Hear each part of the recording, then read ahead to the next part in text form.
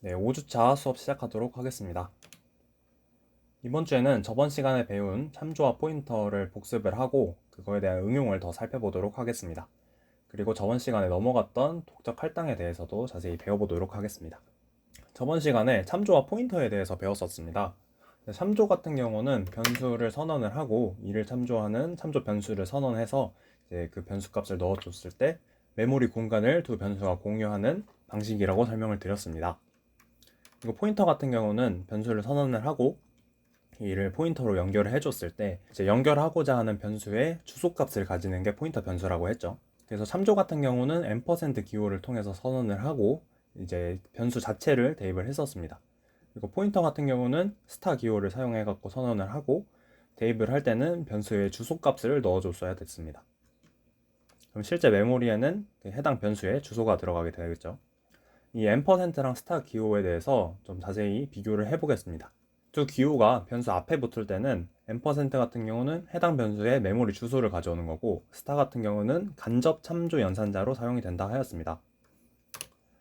그래서 n% 같은 경우는 이제 변수 앞에 붙었을 때 해당 변수의 주소값을 가져오는 그런 연산자였고요. 스타 같은 경우는 뒤에 이제 주소값을 가지고 있는 변수가 있을 때 스타를 붙이면은 해당 주소값에 해당하는 변수가 가지고 있는 값을 간접 참조하게 된다고 하였습니다. 그리고 자료형 뒤에 붙었을 때는 이제 둘이 각각 참조 변수를 선언할 때 사용하는 자료형과 포인터 변수를 선언할 때 사용하는 자료형이 되었습니다. 그래서 앞에는 이제 참조 변수, 그리고 뒤에는 스타를 붙여가지고 포인터 변수를 선언하는 그런 모습입니다. 저번 시간에 이제 포인터를 배열로 사용을 할 수 있다고 배웠었죠. 그래서 배열을 선언을 하면은 배열의 변수명 자체가 이제 해당 배열의 0번째 값을 저장하는 그 포인터 변수라고 하였습니다. 아래와 같이 간접 참조 연산자를 사용해가지고 1번지에 해당하는 값을 가져올 수 있다고 하였죠. 이를 코드에서 좀 살펴보도록 하겠습니다. 먼저 어레이 변수 자체를 호출을 하면은 이제 첫 번째 요소의 주소값이라고 했죠. 그래서 처음에 이렇게 주소값이 출력이 되는 것을 확인할 수 있습니다. 그리고 뒤에 숫자를 붙이면은 그 다음 번지에 해당하는 이제 주소값을 가져오게 된다고 하였습니다. 0번지에 있는 10의 이제 주소값을 가져오는 거고, 이 다음 같은 경우는 첫 번째 1번지에 해당하는 20의 주소값을 가져오게 되고, 그리고 그 다음은 2번지에 30의 주소값을 가져오게 되겠죠. 그리고 주소값을 표현할 때는 16진수라고 했죠. 그래서 8, 9, 다음에 A, B 해서 4바이트를 가지고 있고, 그 다음에 바로 이어져 갖고 C, D, E, F 해가지고 4바이트의 주소를 가지고 있고, 다음에 이제 앞자리가 바뀌어서 40에 이제 두 번째 번지 요소가 들어있는 것을 확인할 수 있습니다.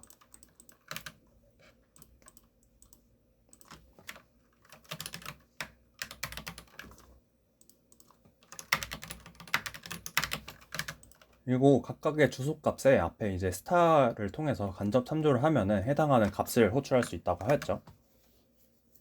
그래서 앞에 다 스타를 붙여서 실행을 해보면은 이제 10, 20, 30이 출력되는 것을 확인할 수 있습니다. 그리고 이때 주의하실 점은 반드시 주소를 이제 가로로 묶어줘야 된다는 건데, 이제 어레이 같은 경우는 뒤에 플러스를 안 해줘도 되니까 가로가 없어도 되겠죠. 만약에 아래에서 가로가 빠진다고 생각을 하면은 이 코드를 생각을 해보면은 지금 0번지에 있는 값을 가져와 가지고 그러면 10이죠. 10에다가 플러스 1을 해줘서 11이 출력되는 것을 확인할 수 있습니다. 네, 이런 식으로 연산의 순서가 중요하기 때문에 괄호를 쓰는 것을 꼭 잊지 않으셨으면 합니다. 이제 여기까지가 전 시간에 배웠던 내용이고, 두 번째로 참조와 포인터를 함수의 값 전달에 사용을 할 수 있습니다. 이제 함수의 값을 전달하는 방식으로 pass by value, pass by reference, pass by pointer 이렇게 세 가지가 있는데, 이름 그대로 값을 전달하는 것과 참조로 전달하는 것, 그리고 포인터로 전달하는 것 세 가지입니다. 이것들에 대해서 각각 하나씩 살펴보도록 하겠습니다. 먼저 값으로 전달하는 것은 지금까지 저희가 함수를 사용한 것과 같은 방식입니다. 먼저 변수 x를 선언한 다음에 이를 출력을 하면은 처음에는 당연히 5가 출력이 되겠죠. 그리고 x를 이제 함수의 매개 변수로 넣어가지고 함수에서 플러스 1을 한 다음에 출력을 했습니다. 그러면 5 다음에 6이 출력이 되겠죠. 그렇다면 함수가 끝난 뒤에 이제 함수가 여기서 끝이 나고 메인 함수로 돌아와 가지고 여기서 x를 출력하면 어떤 값이 나올까요? 그 출력 결과는 5가 됩니다. 처음에 5가 출력이 되고 함수 안에서 6이 출력이 되고 마지막에 x를 한 번 더 출력을 했을 때 5가 됩니다. 분명 함수에서 플러스 1을 해줬는데 여기서 x는 왜 5가 될까요? 왜 그런지를 한번 살펴보도록 하겠습니다. 처음에 변수 x를 선언을 했을 때 여기서 5를 대입을 해줬습니다. 그래서 그럼 이제 메모리 공간 x에 변수의 공간이 생기고 5의 값이 저장이 되겠죠. 이후에 함수가 실행이 되면서 함수 실행 시 매개 변수에 해당하는 밸류의 메모리 공간이 새롭게 생깁니다. 그리고 여기에 x의 값이 대입이 되게 됩니다. 그 뒤에 이제 새롭게 할당된 밸류 변수에 플러스 1을 해준 거죠. 여기서 이제 6을 출력하게 됩니다. 근데 이 매개 변수 같은 경우는 함수 안에서 선언을 했기 때문에 함수가 끝이 나면은 사라지게 됩니다. 그래서 메모리에서 지워진다고 생각을 하시면 됩니다. 그러면은 당연히 메인에 남아있는 x를 출력을 하게 되면은 앞에서 출력한 것과 마찬가지로 5 값이 그대로 출력이 되겠죠. 다음은 참조로 전달입니다. 그래서 앞에서랑 코드가 똑같은데 한 가지 달라진 게 있습니다. 그게 바로 이제 함수의 매개 변수를 참조 변수로 변하는 것인데요. 이렇게 해서 출력을 해보면은 아까와 결과가 같은 방식인데 이제 마지막에 6이 출력이 되는 것을 확인할 수 있습니다. M% 하나 붙었는데 왜 이렇게 변하는지를 살펴보도록 하겠습니다. 마찬가지로 x를 선언하면은 메모리 공간이 새로 하나 할당이 됩니다. 그리고 함수에 x를 넣어줬는데 이번에는 여기가 이제 참조 변수였죠. 참조는 새로운 메모리 공간을 할당하는 것이 아닌 이제 대입하는 메모리를 같이 가리키게 된다고 하였죠. 그렇기 때문에 밸류는 그저 x가 할당되어 있는 메모리 공간을 가리키는 변수가 되게 됩니다. 그러니까 함수 내에서 새로운 변수 공간을 사용을 하지 않는 것이죠. 그러면 함수에서 이 값을 플러스 1을 하게 되면은 함수 안에 있는 값이 아닌 x 자체가 플러스 1이 되게 됩니다. 그래서 함수 안에서 출력을 했을 때도 6이 출력이 되고 함수 밖에서 x를 출력했을 때도 6이 마찬가지로 출력이 되는 거죠. 마지막은 포인터로 전달입니다. 이제 어떤 느낌인지 아시겠죠? 코드를 보시면 이번엔 달라진 것이 조금 더 있습니다. 먼저 포인터를 이제 포인터 변수로 매개 변수를 마찬가지로 받아줬고 함수 안에서는 간접 참조 연산자로 접근을 했습니다. 당연히 주소값을 받아오는 것이기 때문에 주소값에 해당하는 값을 참조를 해서 값을 더해줘야겠죠. 출력할 때도 마찬가지고. 그리고 이제 파라미터가 포인터 변수다 보니까 값을 넘길 때도 주소값으로 넘겨야 됐습니다. 포인터 변수가 주소값을 저장하고 있기 때문이죠. 출력 결과를 보시면은 pass by reference랑 마찬가지로 x의 값이 6으로 같이 출력이 되는 것을 확인할 수 있습니다. 마찬가지로 이게 왜 이렇게 되는지를 살펴보도록 하겠습니다. 이번에도 똑같이 x의 메모리가 할당이 되었습니다. 네, 이번에는 x의 함수에서 x의 주소값을 넘겨주고 이거에 해당하는 포인터 변수가 이걸 할당을 받았죠. 그래서 포인터 변수가 새롭게 만들어지고 그 안에 값이 x의 주소값이 되게 됩니다. 함수 안에서 플러스 1을 했는데 이때 간접 참조를 사용을 했기 때문에 밸류가 가리키는 x의 값 자체가 늘어나게 됩니다. 그래서 1이 증가하게 되고 함수가 끝이 나면서 밸류는 이제 사라지게 됩니다. 함수 안에서 x의 값을 증가시켜 주었기 때문에 마지막에 출력을 할 때 당연히 6이 출력이 되겠죠. 그래서 지금까지 세 가지 방법을 살펴봤는데 이 세 가지 방법을 같이 비교를 해보겠습니다. 그림에서 윗줄에 있는 거는 이제 메인에서 사용하는 메모리고요. 아랫줄은 함수 내에서 사용하는 메모리입니다. 먼저 pass by value 같은 경우는 호출하는 함수에 넘겨준 값을 그대로 모두 복사를 해가지고 새로운 메모리를 할당을 했었습니다. 그래서 예제에서 파라미터로 이제 int형을 사용을 했는데 int형 같은 경우는 처음에 4바이트라고 저희가 배웠었죠.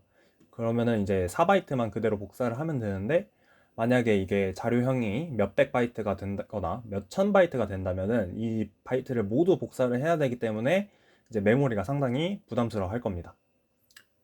지금까지 우리가 배운 자료형은 아무리 커봤자 더블형이 이제 8바이트였는데 이제 이후에 배울 뭐 클래스나 구조체 이런 것들을 배우면은 이 매개 변수의 값이 몇백 바이트짜리 자료형을 만들 수도 있을 겁니다. 반면에 이제 패스 바이 레퍼런스를 사용한다면은 주소값을 그대로 공유를 하기 때문에 새로운 메모리를 추가로 사용을 하지 않아도 된다는 장점이 있었죠. 그리고 패스 바이 포인터 같은 경우는 주소값을 저장하는 새로운 포인터 변수의 메모리 공간이 필요했습니다. 물론 새로운 공간이 필요하기 때문에 이제 복사를 하는 거랑 똑같다고 생각을 할 수도 있는데, 포인터 변수의 장점은 어떤 자료형을 참조를 하든 항상 4바이트로 크기가 똑같다는 겁니다. 그 이유는 이제 포인터 변수 안에는 주소값만 들어가면 되기 때문에 자료형이 어떤 형태든 그거에 대한 주소 위치만 알고 있으면 되는 거죠. 그래서 포인터 변수는 어떤 자료형이든 항상 4바이트로 고정이 되어 있고 몇천 바이트짜리를 복사해서 저장하는 것보다 훨씬 이득이 크겠죠. 그리고 추가로 앞에서 보셨다시피 이제 패스 바이 밸류 같은 경우는 함수 내에서 값을 변화하는 게 이제 영향을 주지 않았었고, 패스 바이 레퍼런스랑 패스 바이 포인터 같은 경우는 함수 안에서 값을 바꾸면은 메인 함수에 있는 변수에도 영향을 주게 되었습니다.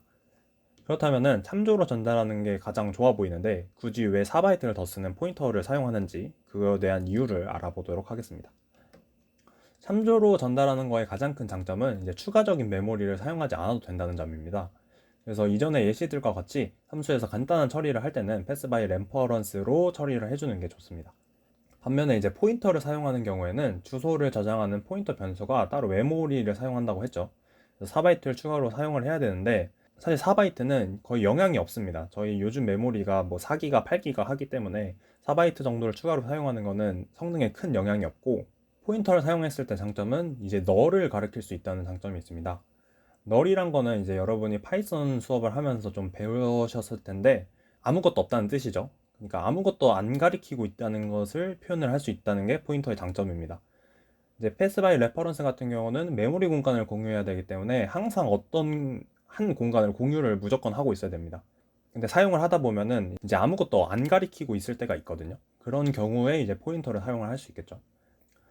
이제 앞에서 포인터를 배열 대신에 사용을 할 수 있다고도 배웠는데, 그걸 이용해 가지고 이제 배열을 함수로 전달을 할 때 패스 바이 포인터의 개념을 사용하게 됩니다. 그래서 배열을 함수로 전달하고 싶을 때는 다음 코드와 같이 사용을 할 수 있습니다. 함수의 파라미터 값을 보면은 지금 여기에 배열처럼 선언을 했죠. 배열을 나타내는 중괄호를 같이 사용을 해서 이 매개 변수가 배열임을 나타내고, 배열의 크기 같은 경우는 같이 포함이 안 되기 때문에 따로 매개 변수로 입력을 받아줘야 합니다. 이때 함수를 호출할 때는 배열의 변수명만 넣어주면 됩니다. 근데 여기서 배열의 이름은 저희가 첫 번째 원소의 주소값이라고 했었잖아요. 그래서 즉 주소값을, 지금 첫 번째 원소의 주소값을 함수에 넘긴 겁니다. 근데 이게 저희가 앞에서 패스 바이 포인터를 사용할 때 이런 식으로 넘긴다고 했었죠. 그렇다면 주소값을 대입하는 변수는 얘는 지금 배열로 돼 있는데 얘는 뭐랑 같다고 생각을 하시면 되냐면 이제 포인터 변수인 거죠. 그래서 중괄호를 가지고 있는 이 배열 매개 변수도 사실은 포인터 변수인 겁니다. 그래서 해당 코드를 이제 포인터 변수로 표현을 하자면은 지금 이런 식으로 앞에 포인터로 바꿨죠. 그리고 배열 연산도 포인터 연산으로 사용을 하고 이렇게 사용했는데 두 코드가 같은 코드입니다. 동작이 아예 똑같이 동작을 하는 겁니다. 그래서 배열도 마찬가지로 패스 바이 포인터로 전달이 되는 것이고, 함수 안에서 값을 수정하면은 함수 밖에서도 수정된 값이 적용이 되겠죠. 네, 코드에서 살펴보도록 하겠습니다. 이제 리스트 배열을 만들어주고 프린트 리스트에서 이제 리스트 값을 넘겨줬습니다. 지금 주소 값을 넘겨준 거죠. 이제 앞에서 봤던 코드랑 마찬가지인데 이렇게 출력을 하면은 배열이 이렇게 정상적으로 출력이 되는 걸 확인할 수 있습니다. 지금 함수 안에서 출력이 되고 함수 밖에서 출력을 해준 거죠. 그래서 두 번 출력이 되는 거고, 뭐 PPT에서 보신 것처럼 얘를 포인터 변수로 바꿔줘도 똑같이 출력이 됩니다. 똑같이 출력이 되고, 여기 안에 있는 이제 표현도 간접 참조 연산자를 사용해가지고 표현을 할 수 있겠죠. 마찬가지로 똑같은 결과가 나옵니다. 모두 같은 표현이고, 만약에 여기 함수 내부에서 간접 참조 연산자를 사용을 해가지고 값을 1씩 더해준다고 생각을 하면은 이제 포인터로 접근을 했기 때문에 이 메모리 공간을 공유를 하고 있다 했잖아요. 그래서 안에서 값을 1씩 더해줘서 밖에서 메인에서 출력을 했을 때 그 결과가 이제 2부터 1씩 더해진 2, 3, 4, 5, 6, 7, 8, 9, 10, 11이 출력이 되는 것을 확인할 수 있습니다. 이렇게 배열도 패스바이 포인터로 사용을 할 수 있다는 것을 기억을 해주시면 되겠습니다. 그렇다면 실습을 통해서 손으로 한번 기억을 해보겠습니다. 한번 앞에서 배운 내용을 되새기면서 구현을 한번 해보시고 그 뒤에 저의 설명을 들어주시면 감사하겠습니다. 다들 한 번씩 해보셨나요? 먼저 패스 바이 레퍼런스로 구현을 한 걸 확인을 해보겠습니다. 네, 패스 바이 레퍼런스 같은 경우는 두 값을 넘겨주고 이제 두 값을 이제 참조 변수로 받아준 다음에 값을 교환을 해주는 거죠. 만약에 여기가 참조 변수가 아니고 그냥 변수면은 이제 패스 바이 밸류로 값을 넘겨준 거죠. 이렇게 했을 경우 출력된 결과가 수합이 전혀 안 되는 것을 확인을 해볼 수 있습니다. 여기가 왜 안 되는지는 여러분이 이제 이해를 하실 수 있을 거고, 이제 참조 변수로 했을 때는 수합이 되는 걸 확인할 수 있죠. 그 이유도 여러분이 이제 이해를 하실 수 있을 겁니다. 그리고 포인터, 패스 바이 포인터로 구현하는 것도 어렵지 않았습니다. 이제 매개 변수를 포인터 변수로 수정을 해주고, 이제 값을 참조할 때 간접 참조 연산자를 사용을 해줘야 되죠. 간접 참조 연산자를 이렇게 추가를 해주고, 이제 포인터 변수이기 때문에 값을 넘길 때 여기다가 주소값을 통해서 값을 넘겨주어야 했습니다. 이렇게 해서 출력을 했을 때도 마찬가지로 수합이 잘 되는 걸 확인할 수 있죠. 그래서 실습 1 같은 경우는 이런 식으로 구현을 했으면 됐습니다. 이제 포인터를 사용하는 세 번째로 동적 할당입니다. 저번 주에 설명을 하려고 했었는데 동적 할당을 이해하기 위해서는 추가적인 설명이 많이 필요하다고 느껴가지고 한 주를 미뤄서 이번 주에 설명을 하게 되었습니다. 먼저 동적 할당이란 실행 중에 변하는 변수의 값에 따라서 새로운 메모리를 할당하는 그런 경우를 말합니다.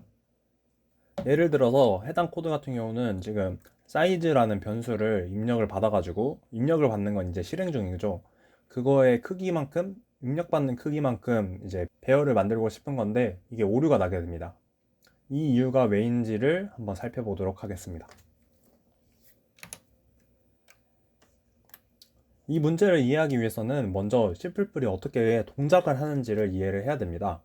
이 동작 순서를 모두 이해하는 것은 지금 좀 어려울 수 있으니까 간단하게 설명만 하고 필요한 부분만 얘기를 하고 넘어가도록 하겠습니다. 먼저 우리가 지금까지 해온 C++ 코드 작성을 해야 됩니다.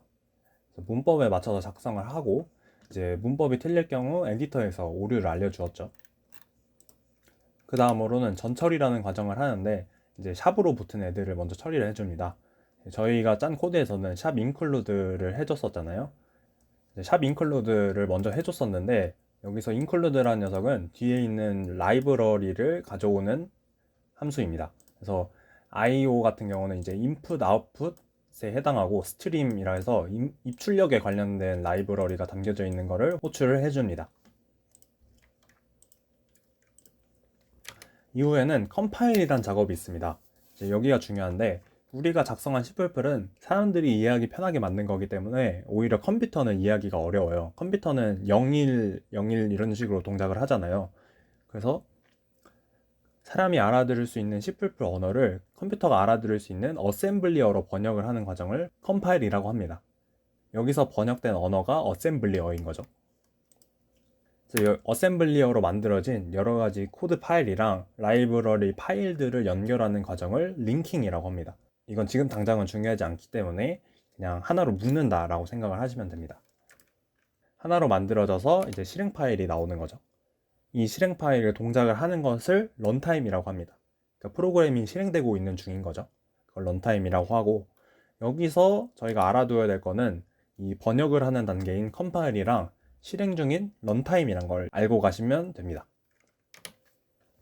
그리고 또 알아야 되는 게 C++에서 메모리를 어떻게 관리하느냐를 알아야 되는데 지금까지 설명을 할 때는 메모리가 하나의 영역인 것처럼 말씀을 드렸습니다.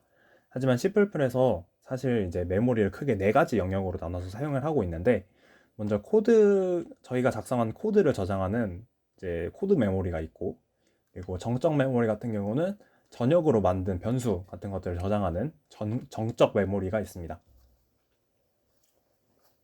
그리고 밑에 두 개가 중요한데, 우리가 지금까지 선언한 변수들이나 이제 매개 변수들을 저장하는 스택 메모리가 있습니다. 저희가 지금 앞에서 수업을 하면서 표현한 메모리는 전부 스택 메모리라고 생각을 하시면 돼요. 그리고 우리가 런타임 중에 생성되는 객체를 저장한다고 되어 있죠. 동적 할당을 사용할 때 필요한 게 이 흰 메모리란 겁니다. 여기서 이제 전역 변수를 선언하는 정적 메모리랑 스택 메모리는 이제 컴파일 단계, 그러니까 이제 번역을 하는 과정이죠. 저희가 만든 C++ 언어에서 기계가 알아들을 수 있는 어셈블리어로 번역을 하는 단계에서 얘네들의 메모리를 미리 할당을 해줍니다. 반면에 프로그램이 실행되면서 추가로 필요한 변수들은 이 흰 메모리에 저장이 되게 됩니다. 먼저 스택 메모리에 대해서 알아보도록 하겠습니다. 이제 스택 메모리는 지역 변수와 함수의 매개 변수들이 저장이 된다고 했죠. 이제 스택이란 거는 여러분이 나중에 자료구조 시간에 배울 텐데, 이제 리스트처럼 배열처럼 값들을 연속적으로 저장을 하는데 먼저 들어가는 게 나중에 나오는 구조입니다. 이제 그릇을 쌓을 때처럼 동작을 한다고 해가지고 스택이라고 하는데, 이제 프링글스 과자통을 생각을 하시면 간단합니다. 그래서 이게 통이라고 생각을 하고, 통에서 과자를 채울 때는 이제 밑에서부터 깔리겠죠. 그래서 밑에서부터 이렇게 여러 개의 과자들이 깔리는데, 이 과자를 먹을 때는 제일 위에서부터 먹죠. 그러니까 늦게 들어간 것부터 먹게 되는 겁니다. 이러한 구조를 이제 스택이라고 하는데, 이 다음 코드를 보면서 프링글스 통처럼 이렇게 메모리가 있을 때 이 메모리를 어떻게 채워지고 빠지는지를 살펴보겠습니다. 이제 먼저 동작은 메인 함수부터 동작을 하겠죠. 그래서 메인에서 x를 선언을 했습니다. 통이 비어 있으니까 이제 바닥부터 채워지겠죠. x 값이 들어가고 주소가 할당이 될 겁니다. 여기 지금 값은 아무거나 넣었는데 이거는 일단 무시를 해주시고, x 값이 할당된 다음에 이제 펑션 a를 호출을 했습니다. 그래서 펑션 a 같은 경우는 매개 변수로 이제 a 변수를 사용을 하죠. 그래서 a에 해당하는 메모리가 이제 x 위에 쌓이는 거죠. 마찬가지로 a에서는 또 함수 b를 호출을 해줬습니다.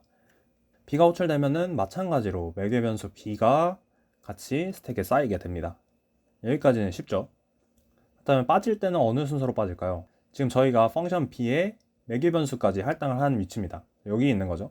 근데 함수의 이제 내용이 끝나고 리턴을 해서 함수 b가 끝나게 되면은 이제 매개 변수 b도 메모리에서 사라지게 됩니다. 그러면은 이제 들어온 순서의 역순으로 먼저 들어온 것부터 메모리에서 사라지게 됩니다. 그 b가 끝나고 나면은 a가 끝이 나겠죠. a가 이렇게 사라지고, 그리고 메인 함수로 돌아와서 메인 함수가 끝이 나게 됩니다. 모든 프로그램이 종료되는 거죠. 그럼 이제 스택 메모리 안에 있는 모든 변수가 사라지게 됩니다. 이런 식으로 스택과 같이 메모리에 들어간 순서의 역순으로 메모리 할당이 해제된다고 해서 이거를 스택 메모리라고 합니다. 이 스택 메모리에는 몇 가지 특징들이 있습니다. 첫 번째는 함수의 스코프 안에서 메모리가 유지된다는 것입니다. 여기서 스코프라는 거는 이제 함수와 같이 이제 중괄호로 이루어진 구역으로 생각을 하시면 됩니다. 당연히 함수 A에서 함수 B의 매개 변수인 이 매개 변수 B를 불러오는 것은 불가능하겠죠. 그와 반대로 이제 함수 B에서 A를 불러오는 것도 안 될 겁니다. 이제 각각의 스코프 안에 있는 변수는 불러올 수 없고, 이를 전달하기 위해서는 앞에서 배운 참조를 통한 전달이나 포인터를 통한 전달, 뭐 이런 걸 사용할 수 있겠죠. 두 번째 특징으로는 객체의 이름이 있어야 된다는 겁니다. 여기서 이름이란 거는 이제 변수명이죠. x, 뭐 a 이런 것들을 변수의 이름이라 하고 변수명 뭐 이렇게 부르는데, 변수명이 있어야 되는 거는 당연하다고 생각을 하실 거예요. 근데 이후에 배울 흰 메모리에 있는 변수들은 이름이 없습니다. 변수명이 없어요. 그렇기 때문에 이를 강조해서 넘어가는 거고, 그리고 세 번째는 객체의 크기들이 정해져 있어야 됩니다. 그러니까 변수의 크기들이 정해져 있어야 되는 건데, 저희가 크기를 따로 정해주지 않았다고 생각을 할 수 있는데, 저희가 변수를 선언할 때 앞에 자료형을 이렇게 붙여주잖아요. 이 자료형이 이미 4바이트라는 거를 알려주는 겁니다. 이 변수를 저장하는 위치에 4바이트만큼 이 변수를 할당할 거다. 그러니까 그 크기를 넘어가서 저장을 못 하겠죠. 배열을 선언하는 경우에도 저희가 배열의 크기를 꼭 입력을 해야 됐죠. 그런 경우도 이제 배열의 크기를 알기 때문에 객체의 크기가 정의되어 있다고 할 수 있습니다. 가장 중요한 거는 이 메모리들이 할당하는 순간이 컴파일 시점이란 것이었습니다. 그래서 프로그램이 실행 중이 아닌 코드를 번역하는 과정에서 할당된다고 했고, 이렇기 때문에 이를 컴파일 시점 메모리라고도 합니다. 이 점을 꼭 기억해 주시기 바랍니다. 그렇다면 힙 메모리는 도대체 뭘까요? 힙 메모리는 이제 동적 메모리라고도 하는데, 앞에 스택 메모리 같은 경우는 컴파일 시점에서 메모리가 할당이 되어야 된다고 했습니다. 근데 이 컴파일 시점에서 변수에 얼마나 메모리를 할당해 줘야 되는지를 모를 때, 이제 앞에서 예시를 들었던 이와 같은 경우죠. 이럴 때는 이제 실행 중에 메모리를 할당을 해줘야 됩니다. 실행 중인 런타임에 메모리를 할당해 줘야 됩니다. 코드만 보면은 사이즈가 숫자 몇인지 모르기 때문에 이제 변수를 할당해 주려고 해도 사이즈를 모르기 때문에 할 수가 없는 거죠. 컴파일 시점에 코드를 보는데 사이즈 값을 모르기 때문에 변수를 저장을 못해요. 스택 메모리에 저장을 할 때는 변수의 크기를 무조건 알아야 된다고 했죠. 근데 사이즈 값을 모르기 때문에 이 배열의 크기가 얼마인지를 모르기 때문에 스택 메모리에서 이제 컴파일 시점에 저장을 할 수 없는 겁니다. 그래서 이런 것들을 이제 힙 메모리에 저장을 해줘야 됩니다. 근데 힙 메모리에는 아까 말씀드렸던 것처럼 한 가지 특징이 있습니다. 바로 이름을 가질 수 없습니다. 변수명이 없어요. 그럼 어떻게 접근을 해야 되냐? 여기서 저희가 배웠던 포인터가 필요하게 됩니다. 스택 메모리에 포인터를 미리 만들어 놓고 힙 메모리에 만든 변수를 가리키게 만들어야 돼요. 그림으로 보시면은 스택 메모리에 포인터 변수를 만든 거죠. 여기 포인터 변수를 만들어 놓고 그 안에 주소값으로 힙 메모리에 저장된 변수의 주소값을 가져오는 겁니다. 그러니까 변수명은 없는데 이 힙 메모리에 어느 위치에 저장되어 있는지는 알 수 있잖아요. 그러니까 메모리 주소는 알 수 있기 때문에 이를 포인터로 연결을 해서 사용을 하는 겁니다. 그래서 힙 메모리에 저장되는 변수는 다음과 같이 new 연산자를 사용해서 만들 수 있습니다. 우리가 나던 앞에 코드를 런타임에서 변수를 선언할 수 있도록 바꾼 건데, 이제 포인터를 먼저 선언을 해줬죠. 이 부분이 추가됐죠. 포인터를 먼저 선언을 해주고 그 포인터 뒤에 new 연산자를 사용을 해가지고 런타임에 공간을 할당을 할 수 있게 됩니다. 컴파일에서 번역을 할 때는 이 부분을 무시를 해요. 그러니까 이 부분에 공간을 따로 할당해 주지 않고 이제 런타임에서 실행을 할 때 이 사이즈 값이 입력이 되면은 그거에 맞춰서 새로운 메모리 공간을 할당해 주게 됩니다. 그때 저장되는 위치가 힙 메모리인 겁니다. 만약에 사이즈 변수에 지금 3이 입력됐다고 생각을 해봅시다. 그러면은 다음과 같이 힙 메모리에 3개의 3의 크기를 가지는 배열 공간이 할당이 되고, 이를 가리키는 포인터가 여기를 가리키게 됩니다. 꼭 배열이 아니어도 되고 위와 같이 하나의 변수를 만드는 것도 가능합니다. 여기 같은 경우는 지금 괄호가 빠졌죠. 중괄호가 빠지고 이렇게 하나의 변수를 만드는 것도 가능합니다. 그래서 new 명령어는 이렇게 힙 메모리에 변수를 하나 생성하거나 배열로 생성하는 데 사용을 할 수 있습니다. new와 같이 사용되어야 되는 게 항상 delete가 같이 따라오는데, delete 명령어는 포인터가 가리키고 있는 힙 메모리 영역의 변수를 지워주는 역할을 합니다. 여기는 할당을 하고 여기는 제거를 해주는 거죠. 기존의 변수들 같은 경우는 그 프로그램이 끝나면은 자동으로 지워졌잖아요. 그래서 저희가 굳이 이 지우는 작업을 안 해줘도 됐는데 굳이 왜 딜리트를 해줘야 되는지를 알아보도록 하겠습니다. 만약에 지금 new 연산자를 통해서 힙 메모리의 객체를 만들어줬죠. 근데 여기서 딜리트를 안 했다고 생각을 해봅시다. 그래서 포인터로 현재 접근을 하고 있는데 코드에서 할 일을 다 하고 지금 딜리트를 안 하고 프로그램이 끝이 났습니다. 메인 함수에 있던 pint라는 이 함수는 사라지게 됩니다. 그러니까 여기 있는 변수는 사라집니다. 메인이 종료되면은 스택 안에 있는 메모리들을 다 비우는 거죠. 근데 pint가 사라지게 되면은 힙 메모리에 있는 이 이름 없는 변수에 접근할 방법이 사라지게 되죠. 이 변수가 어디 있는지를 아무도 모르게 됩니다. 그러면 여러분의 컴퓨터는 메모리에 있는 이 힙 메모리를 해당하는 변수가 계속 차지하고 있는 겁니다. 이렇게 메모리가 낭비되는 경우를 메모리 누수라고 합니다. 그렇기 때문에 프로그램이 종료돼도 이 메모리를 계속 사용을 하고 있는 거죠. 여러분의 메모리가 낭비가 되고 있는 거죠. 포인터 변수가 사라지기 전에 딜리트를 통해서 무조건 흰 메모리에 있는 변수를 먼저 지워줘야 합니다. 보통 메인 함수가 끝나기 전에 딜리트를 통해서 모든 이제 동적 할당된 변수들을 제거를 해줍니다. 이제 해당 코드는 이제 동적 할당을 통해 배열의 값을 넣어주고 이를 출력하는 코드인데 한 줄씩 살펴보면서 메모리가 어떻게 할당되고 지워지는지 살펴보도록 하겠습니다. 먼저 코드가 실행되기 전에 컴파일 단계가 있다고 했죠. 컴파일 단계에서 전체 코드를 쭉 살펴보면서 스택 메모리에 어떤 변수가 들어가는지를 확인을 합니다. 저희가 스택 메모리는 크기가 얼마인지 알 수 있는 변수들이었죠. 쫙 보면은 지금 인트로 선언된 사이즈 변수, 그리고 이제 포인터 변수로 선언된 p-array 변수가 있습니다. 이 두 개를 스택 메모리 이렇게 할당을 해줍니다. 이제 메모리 할당을 해주고 이 코드가 이제 번역이 된 상태인 거죠. 번역이 된 상태로 실행이 되었습니다. 컴퓨터가 실행 중인 런타임 단계입니다. 런타임 단계에서 사이즈 값이 입력이 되면은 이 값이 변수에 저장이 되겠죠. 그래서 사이즈 변수에 3의 값이 저장이 되고, 그래서 사이즈 값에 3이 입력되었다고 생각을 해보겠습니다. 그리고 이후에 그 다음 줄에서 new를 통해서 지금 int 자료형의 사이즈만큼의 크기의 배열을 선언을 했죠. 그러면 입력된 값들의 만큼의 크기를 갖는 배열이 흰 메모리에 만들어지게 될 겁니다.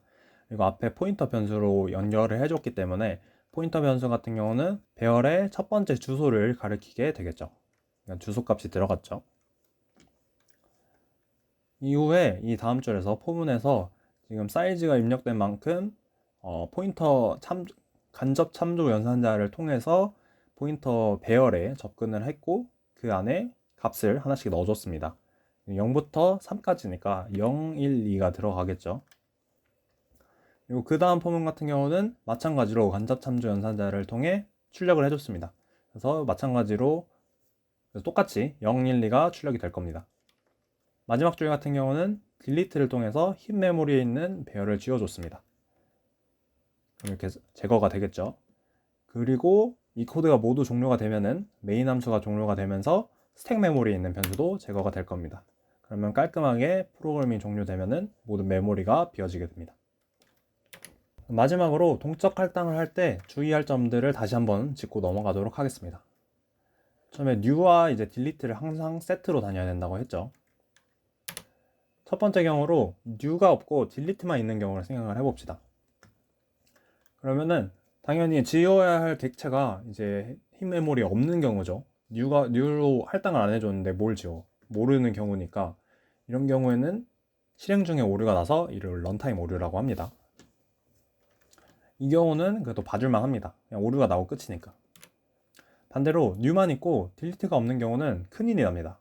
앞에서 먼저 얘기를 했었죠. 그만큼 중요한 건데 흰 메모리에 할당된 변수가 프로그램이 끝나도 지워지지 않고 계속 메모리를 차지하게 됩니다.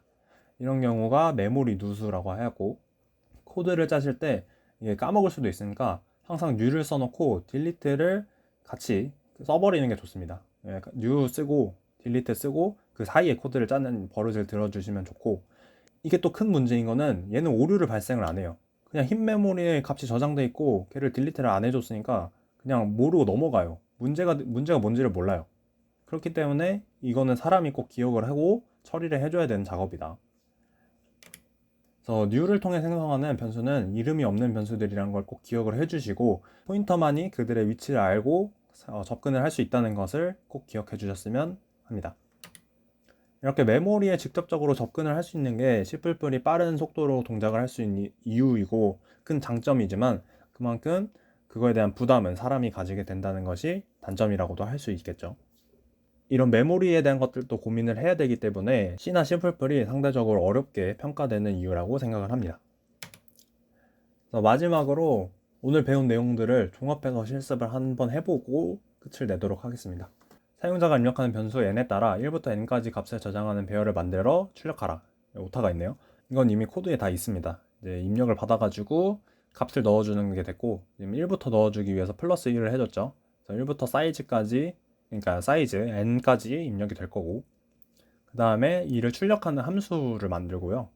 그리고 입력받은 배열을 처음에 먼저 출력을 하고, 그 뒤에 해당 배열을 뒤집는 함수를 만들어 갖고 뒤집은 배열을 또 출력을 하면 됩니다. 여기서 이제 동작 할당 new int를 사용하고 delete도 항상 같이 껴주셔야 되고요. 그리고 함수를 넘길 때는 pass by 포인터를 사용을 하면 됩니다. 그래서 print array랑 reverse array를 구현하는 게 이 실습 2입니다. 마지막으로 이제 한번 멈춰서 구현을 해보시고 설명을 이어서 들어주시면 되겠습니다. 네, 다들 해보셨나요? 먼저 print array 함수 같은 경우는 지금 여기서 배열을 넘겨줬죠. 배열이랑 사이즈를 넘겨줬는데 배열의 첫 번째 요소의 주소값을 넘겨준 거죠. 출력을 했을 때 여기서 배열로 지금 입력을 받았는데 여기가 이제 뭐 포인터로 들어가도 되겠죠. 어떻게 하든 마찬가지로 pass by 포인터입니다. 그래서 출력을 해주었습니다. 이거 같은 경우는 뭐 간단하죠. 지금까지 계속 했던 거고, 이제 문제는 리버스 어레이를 어떻게 해주냐인데 지금 파라미터 값 같은 경우는 똑같죠. 그래서 똑같이 입력을 받았고 여기도 마찬가지로 포인터 변수를 해줄게요. 이제 리버스를 해주는 게 여러 가지 방법이 있는데 새로운 배열을 만들어서 하셔도 되고 뭐 그래도 되는데 저 같은 경우는 이제 배열의 반을 돌면서 앞뒤 값을 앞에 값이랑 맨 뒤에 값을 바꿔준 거죠. tmp 변수를 미리 만들어주고 앞에 값을 처음에 i는 0이니까 지금 여기는 0번째 값을 가리키겠죠. 0번째 값을 tmp에 저장을 해놓고 0번째 값에다가 이제 맨 뒤에 있는 값이죠. 어레이에 플러스 사이즈를 해주면은 지금 사이즈 번지에 있는 값을 출력을 할 텐데 i가 0이니까 사이즈 번지까지 가면 안 되죠. 배열은 거기서 마이너스 1을 해줘야 제일 끝에 있는 위치니까 마이너스 1을 추가로 붙여가지고 배열의 제일 마지막에서 i번째 위치에 있는 값인 거죠. 그러니까 지금 0이니까 맨 뒤에 있는 값이 될 겁니다. 그리고 해당 위치에 tmp를 넣어줬습니다. 그러면은 지금 맨 뒤에 있는 값이랑 맨 앞에 있는 값이 바뀐 거죠. 그리고 i가 1 플러스가 되면은 이제 1번째에 있는 값이랑 맨 뒤에서 두 번째 있는 값이랑 수합이 되는 거죠. 이런 식으로 반복을 해서 절반까지 가면은 배열이 완전히 뒤집히는 그런 함수가 되게 됩니다. 그래서 6을 입력하게 되면은 이게 1, 2, 3, 4, 5, 6, 6, 5, 4, 3, 2, 1 이렇게 뒤집은 배열이 출력되는 걸 확인할 수 있고, 홀수일 때도 잘 되겠죠. 홀수일 때도 1, 2, 3, 4, 5, 6, 7, 7, 6, 5, 4, 3, 2, 1 이런 식으로 출력이 되는 걸 확인할 수 있습니다. 네, 그래서 오늘 수업은 여기까지고요. 수업 내용 자체가 어려웠을 수도 있고 여러분이 코드를 짜시다 보면은 헷갈릴 수가 있어요. 이게 굉장히 헷갈리는 거고 저도 이해하는데 상당히 오랜 시간이 걸린 개념들이기 때문에 지금 당장 이해가 안 된다면은 여러분이 코드를 많이 짜보신 다음에 나중에 시간이 지난 뒤에 다시 이거를 한번 더 들어보면은 그때는 또 상당히 많이 도움이 될 거라고 생각을 합니다. 이번 주 수업은 여기까지고요. 다음 주에는 이제 객체지향 프로그래밍이란 것이 무엇인지 그리고 그의 중요한 클래스에 대해서 배워보도록 하겠습니다. 네, 긴 수업 들으시느라 고생 많으셨습니다.